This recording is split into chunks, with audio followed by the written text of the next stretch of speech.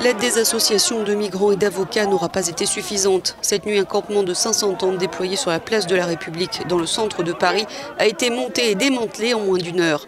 Des centaines d'exilés ont été expulsés manu militari. Grenades lacrymogènes, de désencerclement, matraquage. L'opération était supervisée par la préfecture.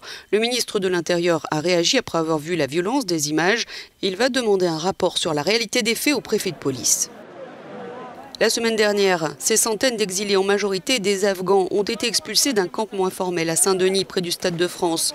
Près de 3000 personnes ont été accueillies dans des centres et des gymnases, mais entre 500 et 1 millier se trouvaient depuis en errance dans les rues.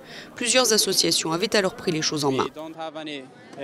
Nous n'avons nulle part où vivre, explique cet homme, où dormir. Et on doit trouver un endroit pour nous avec ce temps. L'hiver qui arrive, il fait froid et on a besoin d'un endroit où dormir. La chose qu'on demande, c'est de cesser ce cycle infernal des campements qui se forment, qui sont évacués, souvent dans la violence, qui se reforment. Donc voilà, on veut en terminer avec ce cycle infernal et qu'il y ait un vrai dispositif pour l'accueil de ces personnes. Médecins sans frontières a aussi joint sa voix à celle d'Utopia 56, de même que la directrice générale de France Terre d'Asile. En tant qu'associée à l'État pour la gestion des campements, elle a déclaré « On ne répond pas à la misère par la matraque. Il en va de l'honneur de la République française ».